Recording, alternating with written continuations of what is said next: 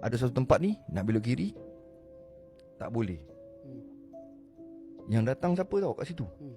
Orang-orang kampung saya yang dah meninggal dunia. Datang minta doa. Berhenti kita tanya ni pakcik saya ni mana? Jalib tak ada. Dia ni yang duduk kat tempat driver ni. Saya cakap, Jalib nampak tak ni? Orang ni semua dah meninggal tau. Ni orang kampung saya ni. Saya kenal ni muka-muka pakcik-pakcik ni. Pakcik-pakcik saya kenal. Dia kata, tolonglah doakan aku. Tolong doakan aku ni. Kata anak aku tak doakan aku ni. Mawi tolonglah. Anak aku tak doakan. Dia cakap macam tu bro. Saya pun cakap, Jalib, kita baca Al-Fatihah untuk dia, Jalib. Ni mengikut. Bismillahirrahmanirrahim. Alhamdulillahirrabbilalamin. Baca sekali tak cukup, nak lagi. Baca lagi. Tak cukup. Baca lagi. Ini seorang belah. Dapat baca seorang belah. Seorang belah. Maksudnya dia okey lah tu, dapat lah tu. Yes. Dia dapat lah tu. So belah, settle. Saya boleh kira baca banyak jugalah. Saya rasa 11 kali ada lah kat situ. Lama kan. Lepas tu dengan doa yang saya pun tak ada plan nak doa apa, tak ada tulis pun skrip baca doa ke apa. Benda tu macam satu lintasan kat dalam diri kita, dibagi ilham ni, doa ni. Allah, ampunkan dosa-dosa dia, Allah. Kau pelihara dia, jaga dia, kau tunjuk jalan betul untuk dia. Dan kau selamatkan dia, bagi dia orang ni ketenangan semua kan. Itu je yang doa saya ulang-ulang, itu je. Dekat 7 tempat tu.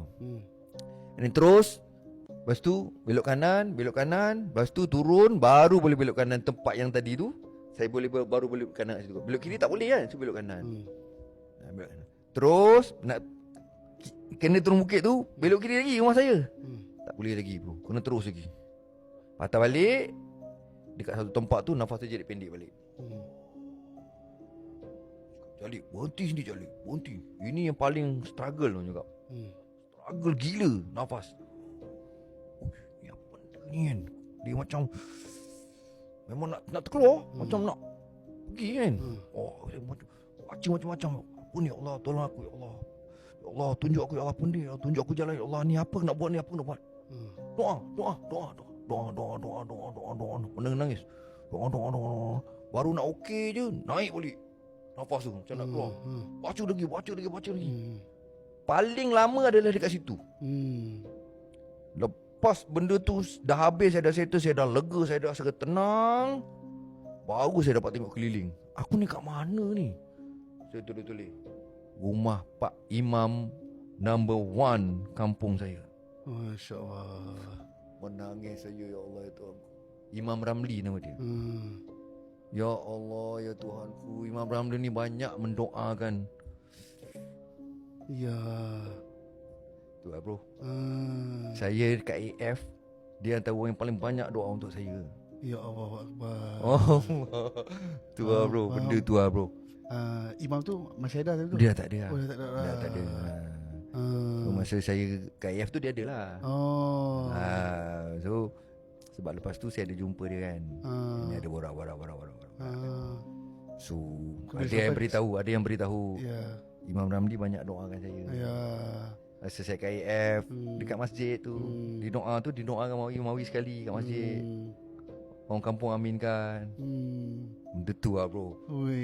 Benda tu saya dapat jawapan tu lah. Saya cakap, maksudnya macam kau kena bagi balik lah. Tapi bagi dengan cara apa kan? Dia bagi kau dengan doa dia. Takkan kita tak boleh bagi balik. Doa balik. Doa untuk dia balik lah. So habis kat rumah Imam Ramli tu, terus belok kanan sampai rumah saya. Masya Allah. Sampai rumah saya. Dia punya roadblock tu, roadblock dia tu, dia macam kan tol. Dia tol, banyak tol lah. Kau kena bayar sini dulu, kau nak jumpa mak kau kan. Ni kasih settle ni dulu semua. Rupanya tempat yang saya berhenti tadi semua tu, sebab selepas itu saya pergi tau tempat-tempat tu, dan pergi jumpa. Saya tanya lah kan, orang kan, dulu banyak doakan saya ke? Mestilah gitu, orang kampung kita mesti kita doakan Mawi ni. So saya dapat sedikit jawapan bahawa waktu saya kat AF, Orang kampung saya banyak doakan saya. Yeah. So kejadian tu macam memberitahu bahawa ni orang banyak doakan kau tau. Kau kena doakan lah juga orang. Saya belajar macam tu lah bro. Tu. So 7 tempat. So settle. Kau dah settle doa kau orang, baru kau jumpa mak kau. Inilah kepala doa dia. Kepala doa dia. Ini doa yang paling cepat sampai. Inilah doa. Inilah orangnya kau kena jumpa sebelum kau balik. Kereta pun parking kat depan rumah saya. Buka pintu. Tum. Buka. Kaki saya berat nak keluar ni. Berat saya cakap. Ya Allah Tuhanku, tolong aku ya Allah. Sebelum aku jumpa mak aku ni ya Allah, tolong aku ya Allah. Aku nak jumpa mak aku ya Allah sebelum aku mati ni ya Allah. Tolong aku. Udah berat dah ni. Rasa macam ada benda nak terpisah daripada badan kan. Rasa kaki dia angkat ni pun macam, rasa macam aku tak ada daya ya Allah ni. Aku angkat ni pun aku terpaksa ni. Ni semua masih ada lagi engkau punya izin, daya upaya engkau bagi aku untuk gerakkan kaki aku ni. Jadi macam dia bagi, tapi dalam masa yang sama macam ada gangguan dalam diri saya, macam menahan tak bagi jumpa mak saya. Saya turun. Saya pun menuju kat pintu rumah saya. Cantik ngam. Aku assalamualaikum, buka pintu kena jumpa mak aku. Aku nak peluk mak aku. Dan minta ampun. Nak mati-mati lah. Aku cakap, ya Allah, tolong aku ya Allah, tolong. Saya pun jalan. Langkah berat ni. Tong. Tiba-tiba macam jump scare lah. Tak adalah muzik, tapi memang boom. Tiba-tiba berdiri seketul. Saya tengok apa? Abah. Weh, bapak aku weh datang weh. Aku tahu bapak aku dah meninggal. Bapak aku dah meninggal. Tapi dia pakai baju sama weh, yang masa dia dekat AF tu. Yang aku menang AF tu, dia pakai baju sama, seluar songkok dia sama weh. Memang pakaian bapak aku. Sebelum jumpa mak aku ni, bapak aku, bah, apa bukan dah tak ada ke? Adalah, ni abah ada. Jom ikut abah.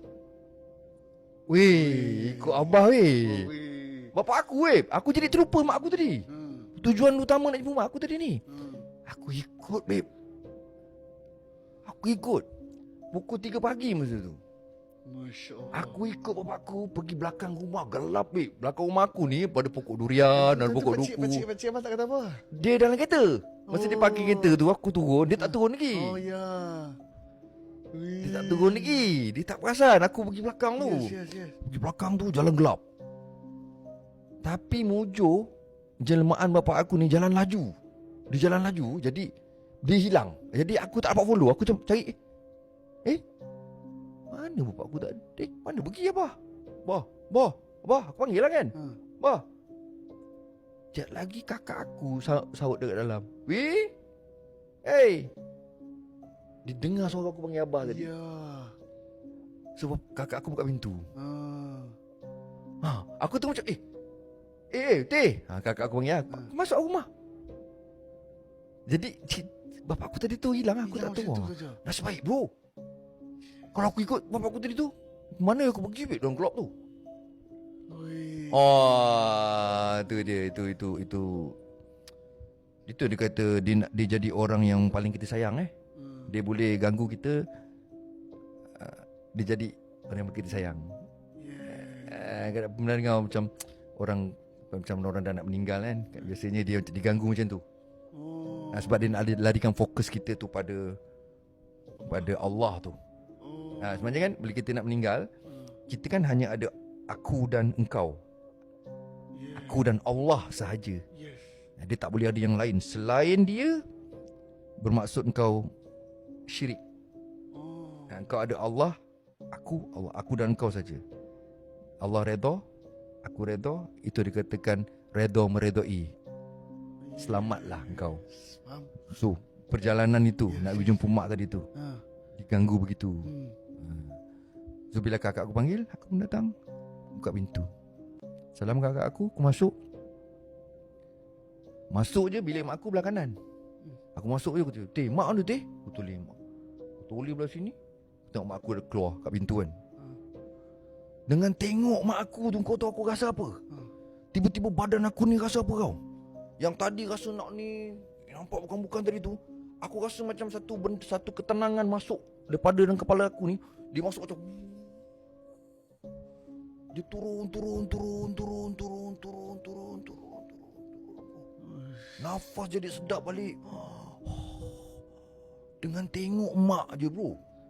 Aku cakap masa tu, aku boleh cakap lah, mak aku ni ada power apa dia macam tu tau. Dia macam mak aku ni dia Power Rangers ke mak aku ni. Macam memang power bro. Yes. Boleh rasa masa tu aku boleh cakap aku cakap ni kata powernya doa mak. Mak tak sebut kat mulut.